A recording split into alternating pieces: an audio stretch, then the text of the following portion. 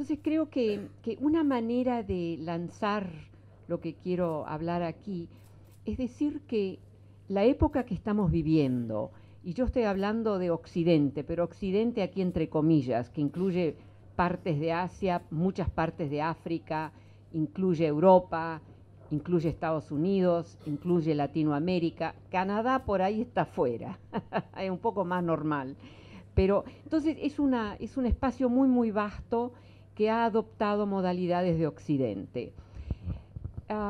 La proposición o el the framing, ¿no? El encaje que quiero dar es que hemos pasado de una especie de capitalismo irónico, que lo voy a explicar eso, a un capitalismo predatorio, abiertamente predatorio. Entonces, un lenguaje que me gusta usar es que lógicas de extracción dominan hoy. Y dominan en sectores que no son simplemente la minería. Google, Facebook, las altas finanzas, no la banca tradicional, las altas finanzas. O sea, toda una serie de sectores muy avanzados que tienen formas de conocimiento que podemos admirar, la matemática algorítmica, por ejemplo, en el caso de las altas finanzas, pero que realmente son sectores que simplemente extraen y dejan detrás destrucción. Entonces, este es un periodo para mí muy negativo, pero la única cosa buena que ha salido de esto es una movilización realmente extraordinaria a niveles muy locales por todo el mundo. Bueno, por todo el mundo, por ese mundo que estoy describiendo.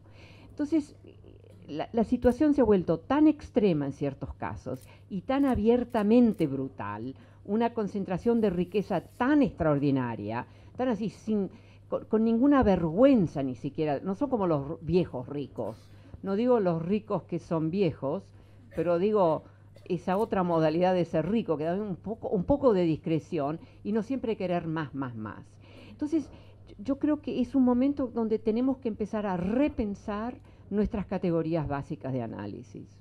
Yo creo que las categorías que nos han funcionado muy, muy bien hasta bastante recientemente, yo diría los años 80, 1980, ya no nos sirven para algunas cosas, pero no para todo. Entonces, vamos al siguiente, no sabía que estaba esto. A ver. Entonces, una manera de pensarlo, y a mí me encanta esta manera, yo pienso que yo estoy situada cuando hago mi trabajo, cuando estoy analizando, cuando estoy tratando de teorizar, en una zona que llamo la zona antes del método. Before method. Yo creo que suena mejor en inglés esto, ¿no? Que en castellano. Antes del método es un poquito pesado, ¿no? Pero entonces aquí no es cuestión de tirar el método a la basura, no. Pero es cuestión de una necesidad de descubrir, de, digamos, tratar de entender algo que por ahí no cae dentro del método como lo hemos entendido. O sea, el centro del paradigma es todavía fuerte. A mí el centro del paradigma me interesa menos y menos. Pero con el trabajo que hago no puedo tampoco dejar de usar algunas de las modalidades metodológicas, los datos, etcétera. A mí me son muy importantes. Así que yo no estoy tratando de destruir el corazón fuerte del paradigma, pero lo que digo es que tenemos que andar en una modalidad, ir a una modalidad de descubrir, de nombrar, de ver, de encontrar. El centro del paradigma básicamente se sigue desarrollando a través de las replicaciones, replications, conocen esa palabra, no me la inventé yo, replicar, ahí va. Entonces, eso yo francamente no podría hacer lo que yo hago si no hubiera batallones de sociólogos, de politicólogos, de todo, que están haciendo replications, ¿no? O sea que yo no lo estoy tirando fuera de la ventana o de, no sé cómo es la expresión aquí. Yo me invento expresiones, se dan cuenta, ¿no? Lo digo con un acento un poco argentino, pero son inventadas estas frases. Entonces esta noción del before method, otra manera de decirlo es no en el centro del paradigma, pero en los bordes un poco fuzzy. Ahí no hay palabra española, ¿verdad? Fuzzy, ustedes no hacen fuzzy. ¿Qué? No, difuso es demasiado elegante. No, no, no, no. Fuzzy es que borroso. Ya hablamos de eso esta mañana, exactamente. Entonces, me interesa realmente esa zona a mí. Las prácticas que desarrollo para darles un nombre. A mí esta frase me encanta. Analytic Tactics. Me parece de una belleza extraordinaria. No, no me espero que todos estén de acuerdo conmigo, digamos, ¿no? Pero, entonces, son tácticas analíticas. Ahora, repito, el corazón del paradigma, las tradicionales metodologías, todo eso también sigue siendo muy útil, pero no es suficiente. Como que el dominio que explica se ha disminuido. ¿Disminuido? Shrunk, it shrunk. El inglés es buena palabra, shrunk. Ahí va, ustedes lo dijeron, muy bien. Esto va a ser un trabajo colectivo, esto ya lo veo. Entonces pasamos al siguiente. Entonces aquí hay algunas de estas tácticas analíticas. Una es la necesidad de activamente desestabilizar significados estables, que sean categorías, que sean, hay toda una serie de posibilidades ahí.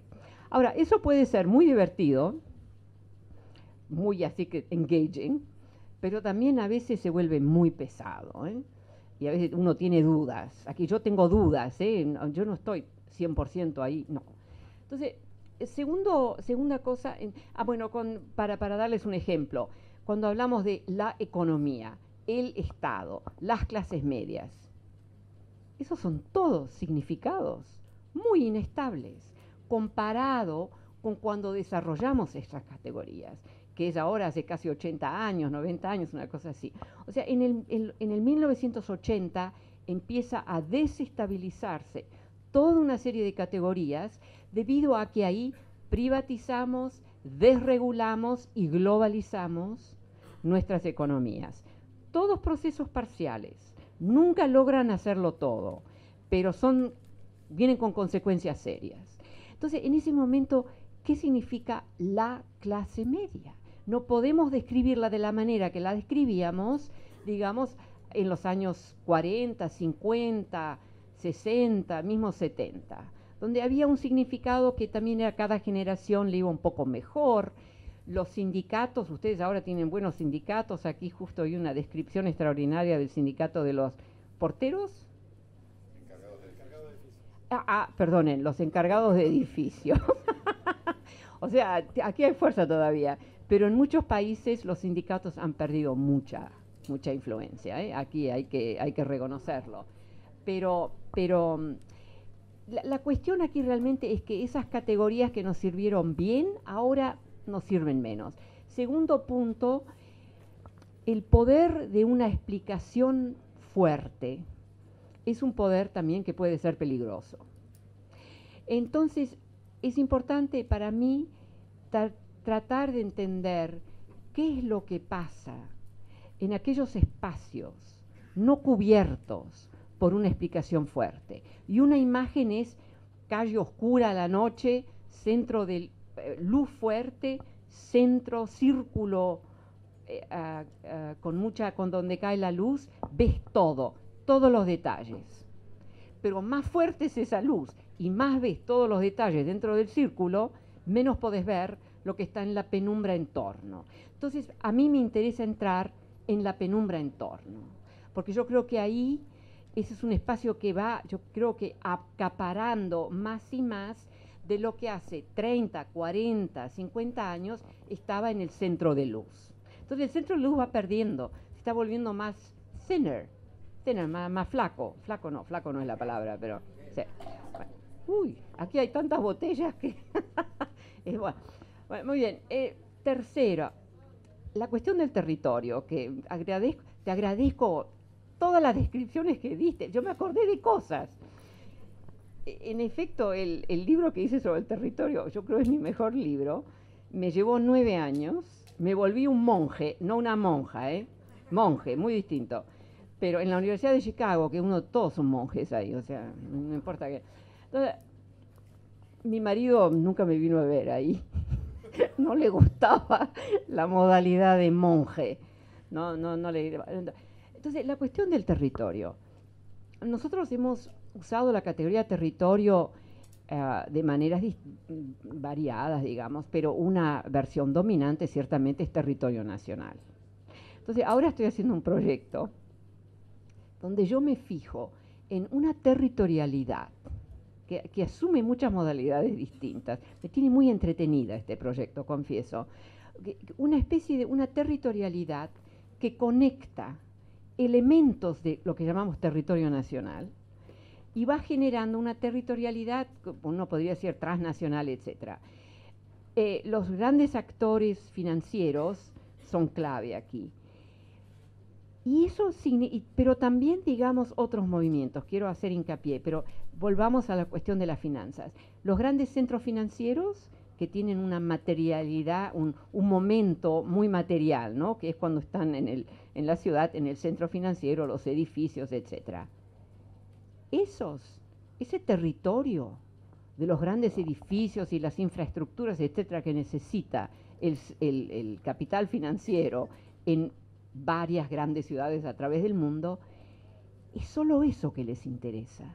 No les interesa ninguna otra cosa, exagero un poco. Pero quiero hacer hincapié aquí, los actores por los derechos humanos, que yo respeto muchísimo, que cuando quieren acceso a un país, que tienen que pasar por ciertas modalidades de documentos, ellos también quieren solo ir ahí donde están posiblemente enterrados los cuerpos torturados, muertos, claro, y eso es todo lo que quieren. Entonces yo tengo toda una lista de actores, algunos que no respeto y otros que respeto muchísimo, que han desarrollado, una manera de decirlo, han desarrollado una especie de utility function, una función utilitaria de lo que es el territorio, un desromantizar completo de esa categoría de territorio que en nuestro occidente, en nuestra historia occidental, se ha romantizado el territorio nacional. Ahora, hay cosas buenas, repito, y cosas malas en eso.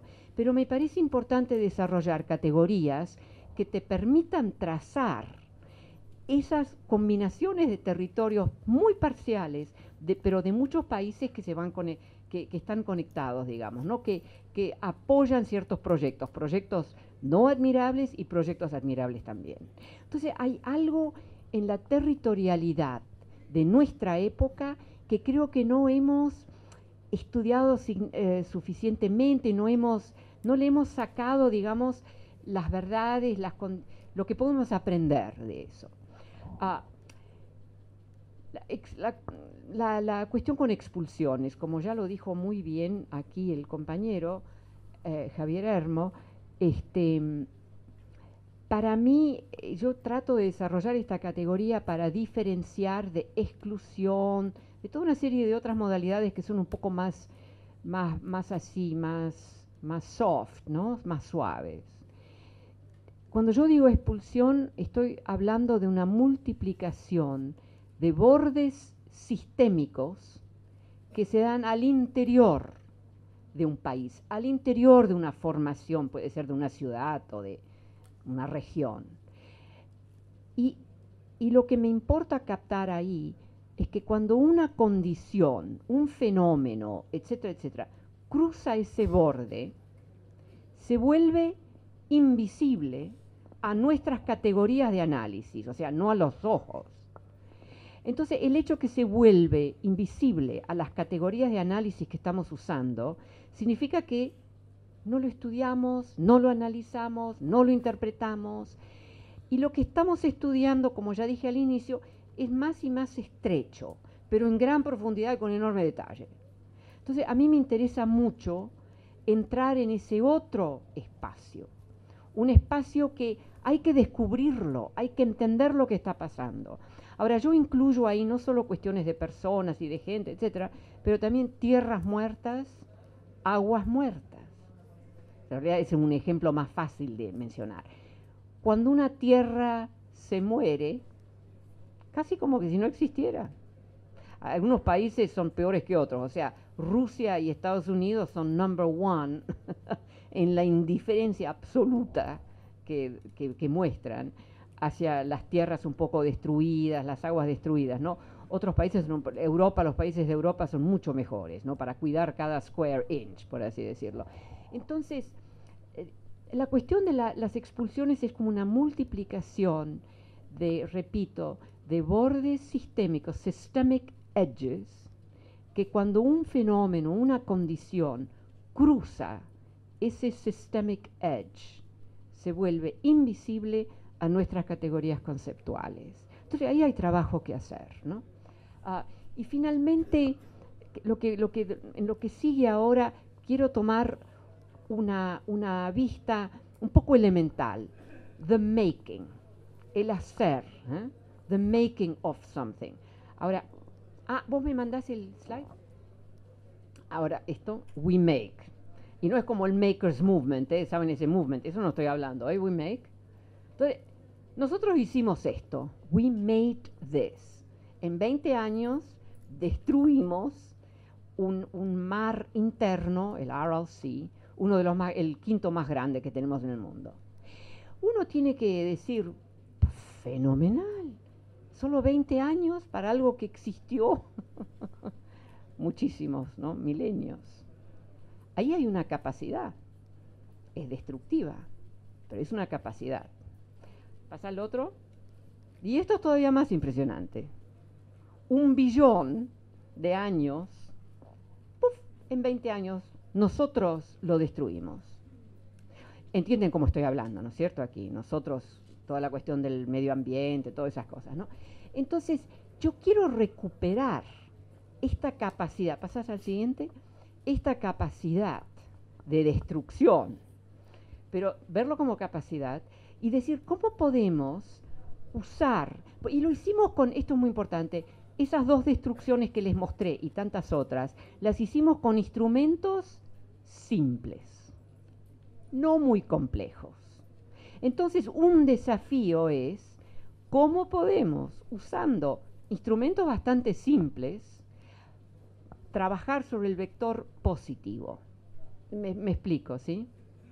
Entonces, esto es una cosa que estoy haciendo, es un poco los key codes con mi hijo, que es un artista loco, etcétera, ¿no? Pero la noción de key codes, pero key codes, o sea, es como DNAs, ¿no? De varias formaciones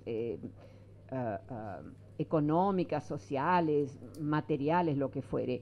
O sea, hemos logrado destruir tantas cosas con instrumentos simples. No es como poner un satélite en órbita, ¿sabes? Son cosas así. Entonces, no me quiero olvidar de eso. Eso es un negativo en realidad, ¿no es cierto? Pero contiene ahí una capacidad de hacer.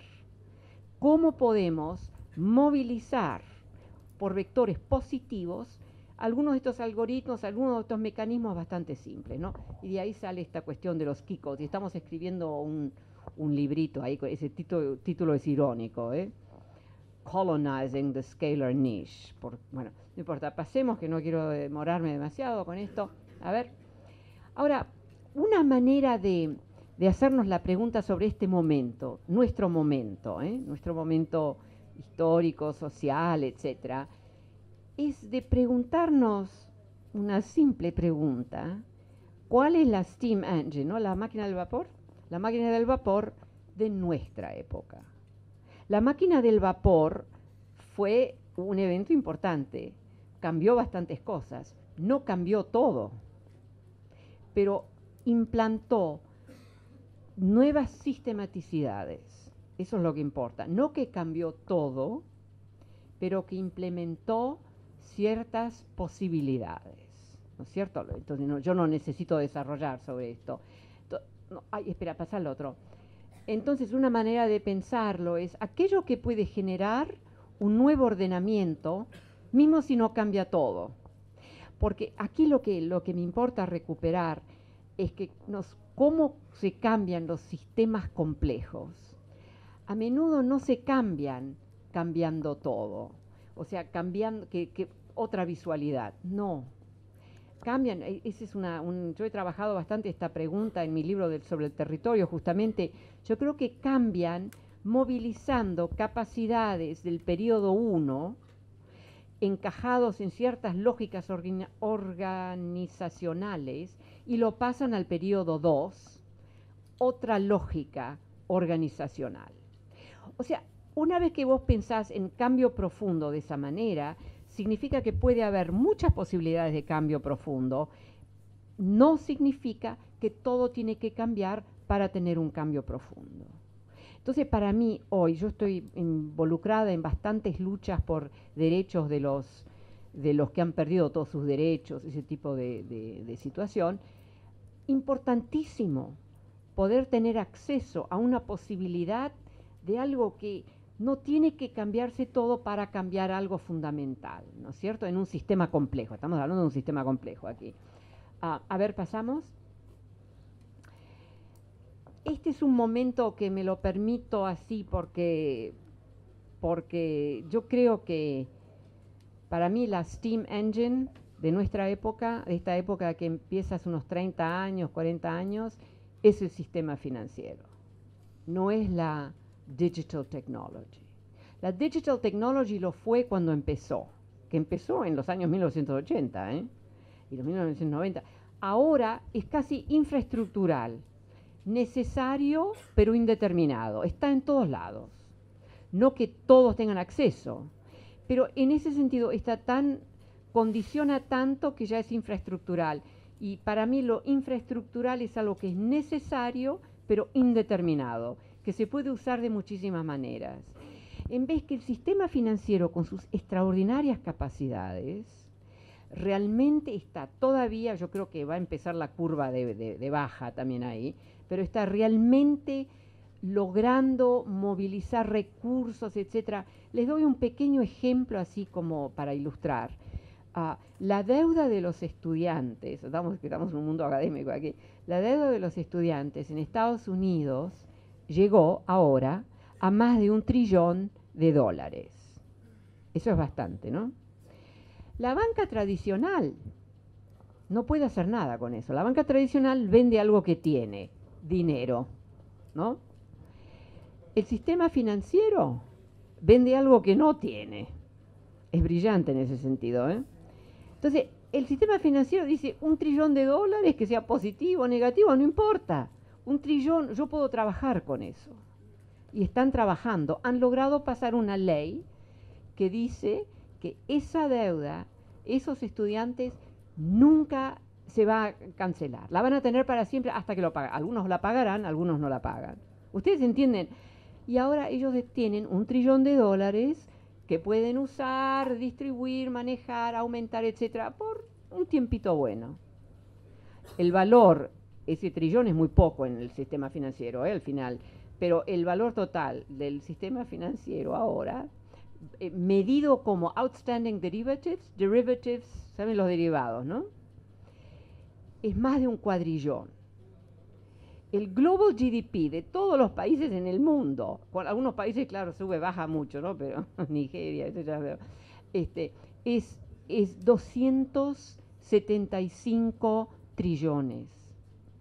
Repito, el valor del sistema financiero, no de la banca tradicional, el sistema financiero es más de $1 cuadrillón. Entonces, eso no es dinero. Yo realmente interrogué, ¿cuáles son, por ejemplo, todas las bancas centrales del mundo? ¿Cuál es el valor que tienen en términos de medido como los currencies, ¿no? Las monedas de esas bancas? No, es algo así como 400 trillones. Además fluctúa mucho, ¿no? Me fijé en toda una serie de condiciones.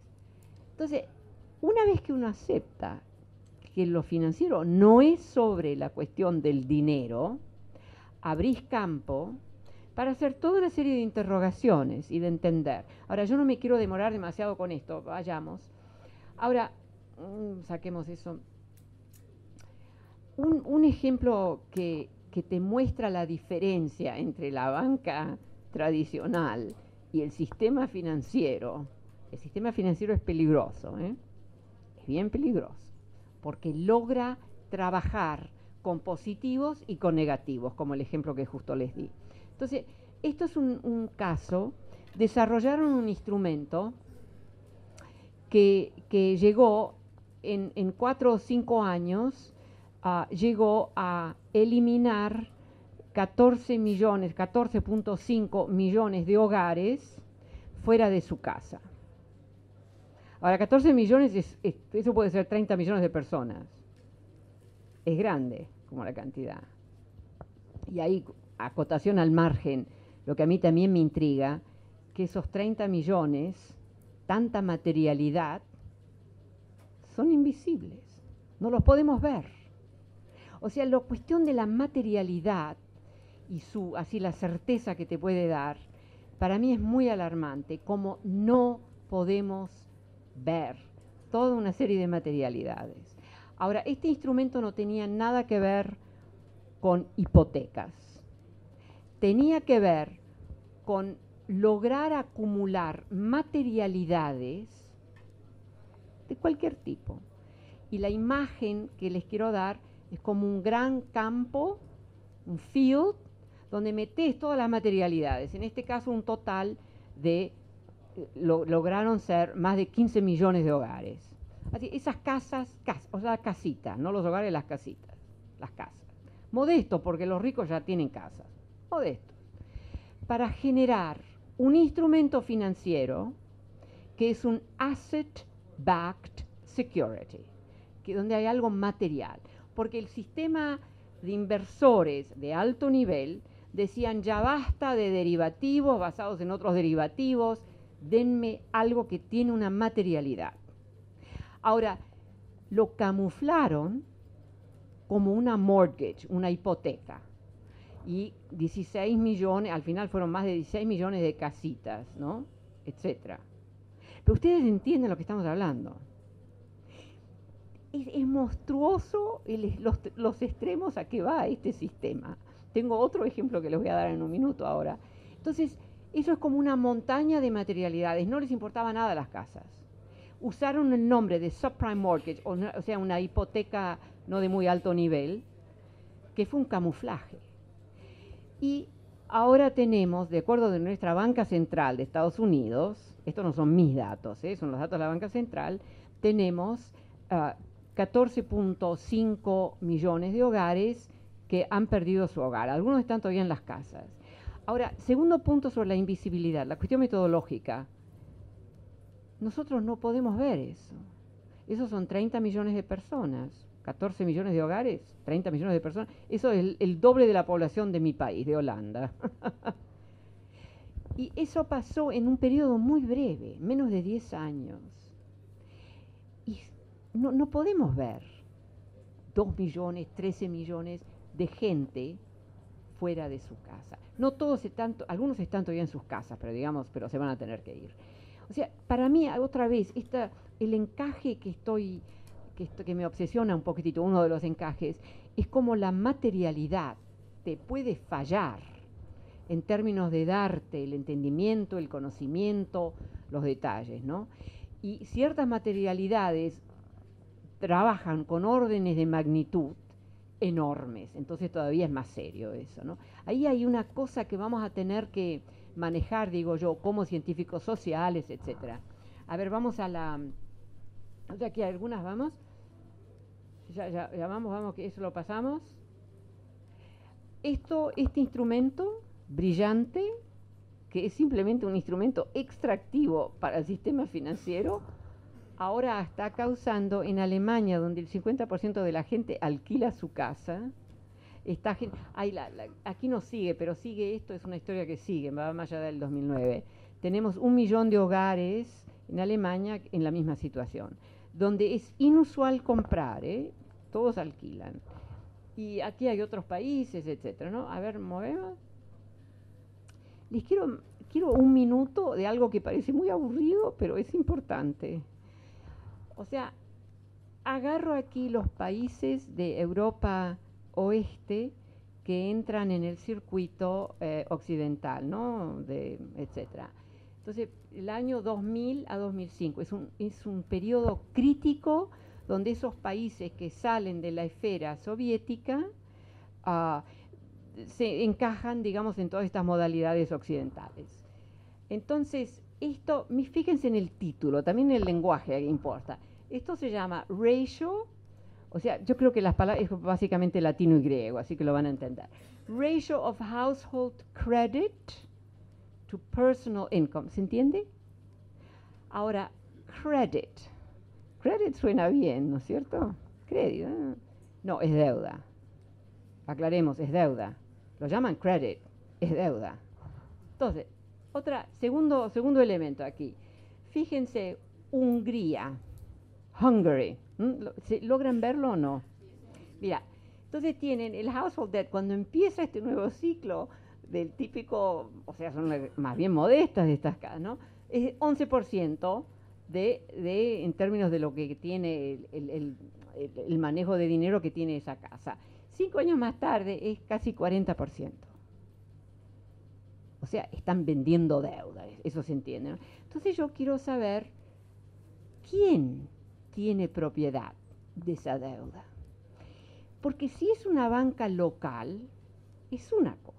Entonces ese pago de intereses puede recircular, etcétera, etcétera. Pasamos al siguiente. Entonces me fui ahí a ver los staff papers del IMF, que realmente los recomiendo. Esos son documentos, son trabajos, etcétera, que no se publican oficialmente, pero recordémonos que nosotros pagamos para la IMF. Yo siempre quiero que los estudiantes lo sepan eso. Sé que aquí no son todos estudiantes, pero entonces estos datos tenemos acceso a estos datos nosotros, sin tener que pagar. Bueno, entonces fíjense, Hungría, el 40% de esa deuda de hogares modestos es propiedad de bancas extranjeras. Eso no es bueno. Si la banca local tiene el interés que recibe de pago, por lo menos puede recircular.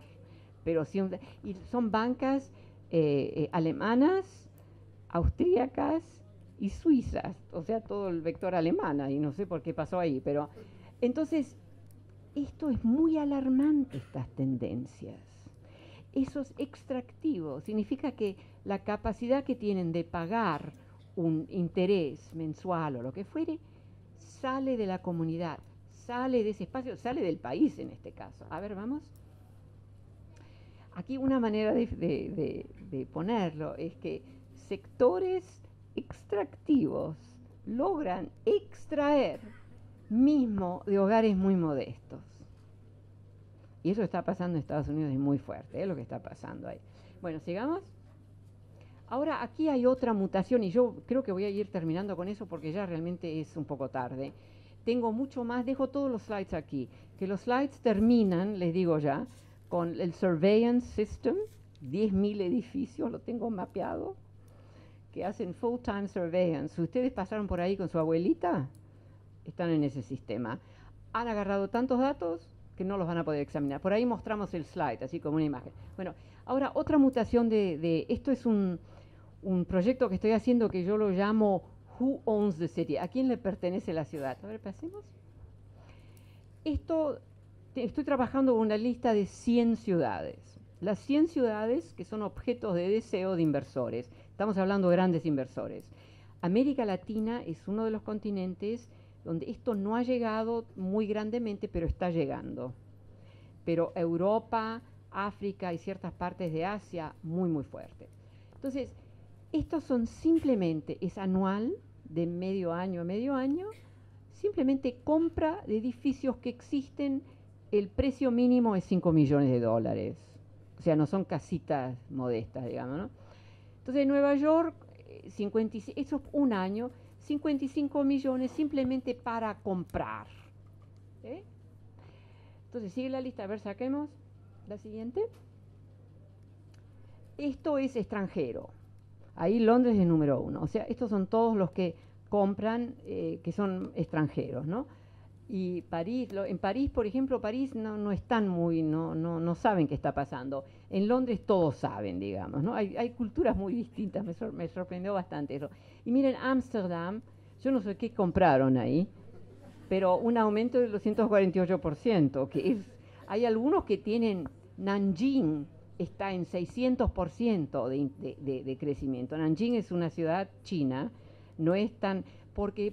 Porque ya en Beijing y en Shanghai ya en los últimos 3 o 4 años han estado comprando, ¿no es cierto? Pasemos.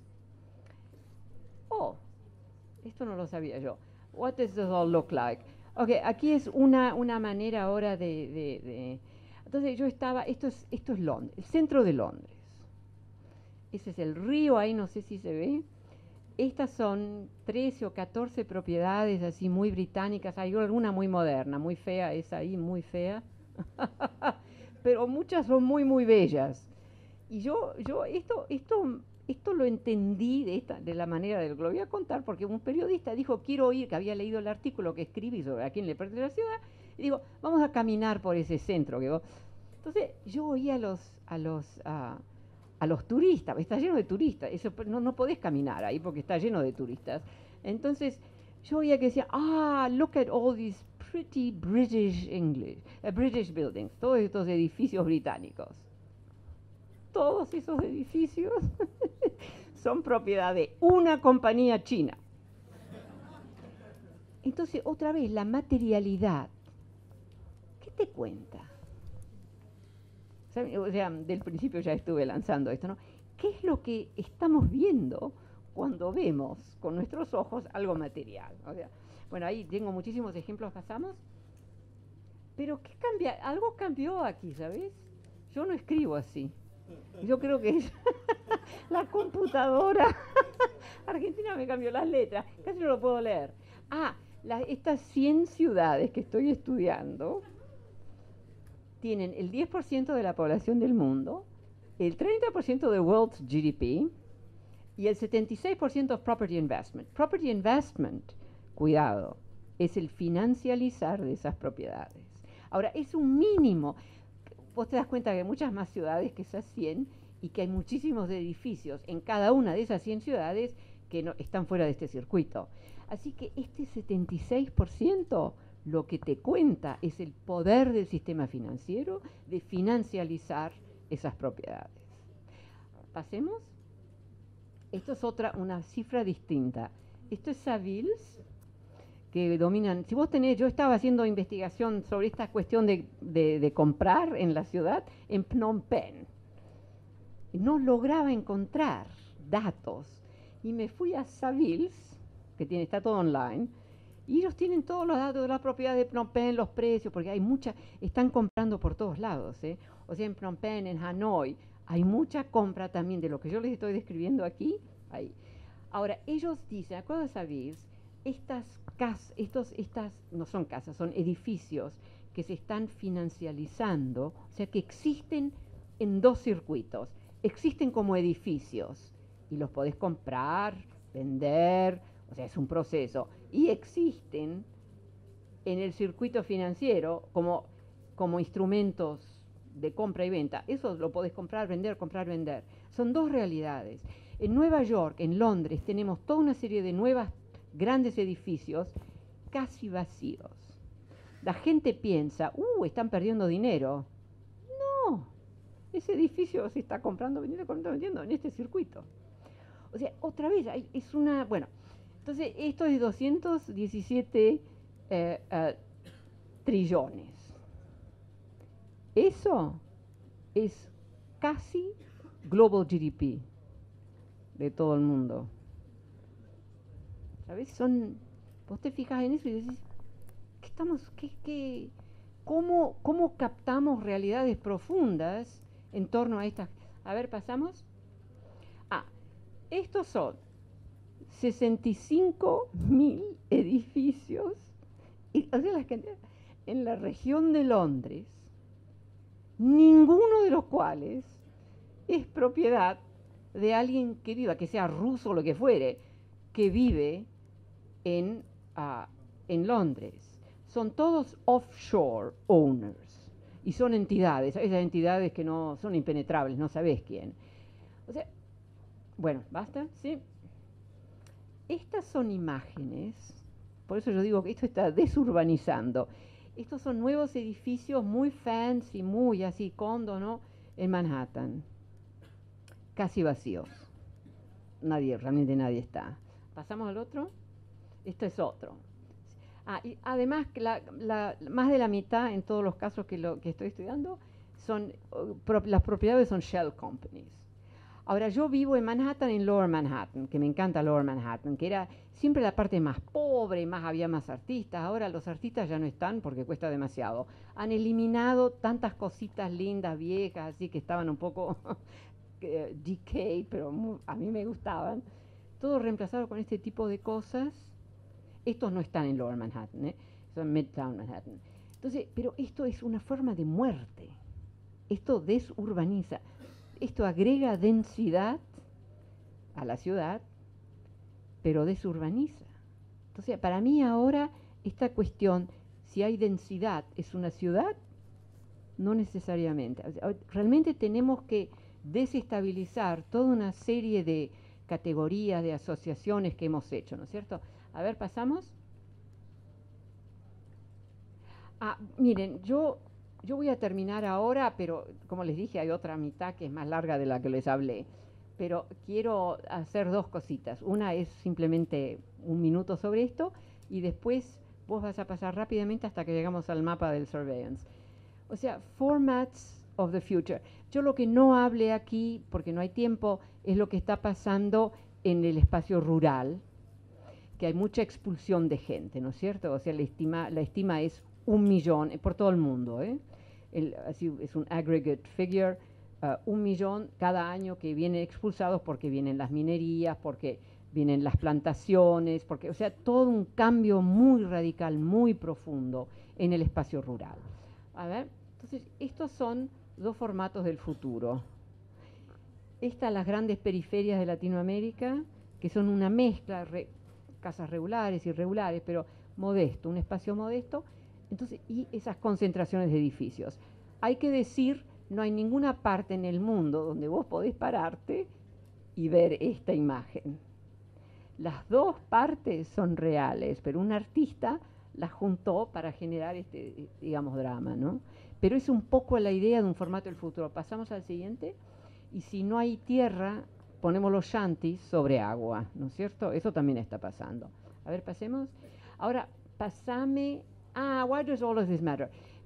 Aquí, a mí, la cuestión de la ciudad me importa mucho porque la ciudad es uno de los espacios donde los sin poder logran hacer una historia, una cultura, una pequeña economía, etcétera. Entonces, y yo pienso que si hay un espacio frontera que todavía existe, porque ahí en el campo rural no hay frontera, porque demasiada propiedad privada a este punto, digamos, que existen las ciudades.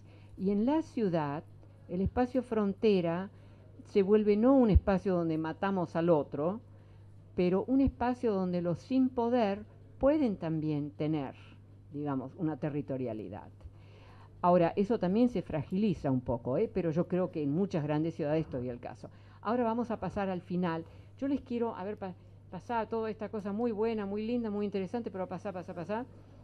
Yo lo digo todo. No pases tanto. No.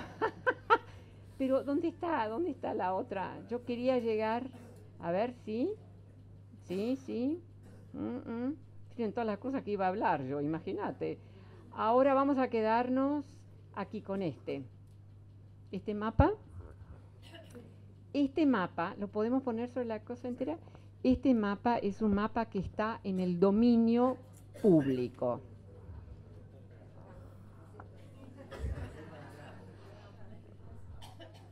Entonces, es un mapa que te muestra 10.000 edificios, algunos bajo construcción todavía, donde hay 100% del tiempo surveillance and data gathering, de todos nosotros.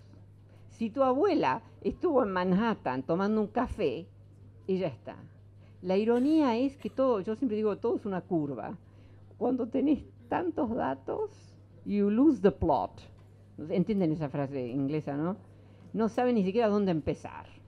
Entonces, pero yo tengo muchos datos sobre esto, es muy impresionante. Ahora, si me permiten, baja, pasa al siguiente, ¿sí? Sí, aquí agradeciendo a Snowden, a Gloria Bergen, ya saben dónde voy aquí, ¿no? Ahora, esto, a ver, va. Bueno, aquí tengo una lista de que Snowden, estos datos vienen de Snowden, que son muchos slides así, que te describen con detalle qué es lo que ese aparato enorme de surveillance colecciona, los datos que colecciona. A ver si aquí está. Por ejemplo, a mí me encanta porque son ridículos algunas de estas cosas. Está aquí, a ver, ¿pasás al anterior? Sí, aquí, bueno, aquí. No, por ejemplo, yo dejo todo esto para aquellos que están interesados, pero por ejemplo tienen cosas como logran establecer las discusiones que se dan dentro de las Naciones Unidas en meetings que son privados. No sé si entienden lo que estoy, para mí es un poco irónico, un aparato enorme. Entonces, tienen información que es de una falta de utilidad, no importa cuál es el proyecto, digamos, que es impresionante. Entonces, es como una especie de maquinaria que ahora ya está fuera de control y bajo su propia, digamos, energía, ¿no es cierto? Entonces, cuando vos te fijas en todas estas cosas, realmente es un poco ridículo. Bueno, yo ahora simplemente no hay conclusión que les puedo dar, porque la conclusión se la di al principio, ¿se acuerdan? No, bueno, o sea, esta noción, un elemento, estamos aquí en un mundo académico, etcétera. La importancia de repensar algunas de nuestras categorías de análisis, la importancia de volver también a una modalidad de descubrir en vez de simplemente replicar. Ahora, la cuestión de la replication es muy, muy fuerte en América del Norte, en ciertas partes de Europa, es menos fuerte, creo, aquí, creo, en Latinoamérica. Necesitamos esos datos, necesitamos seguir replicando, pero también necesitamos empezar a cubrir terreno operacional que no lo estamos estudiando cuando nos quedamos con el centro del paradigma. Bueno, señores y señoras, fue un esfuerzo hablar en español.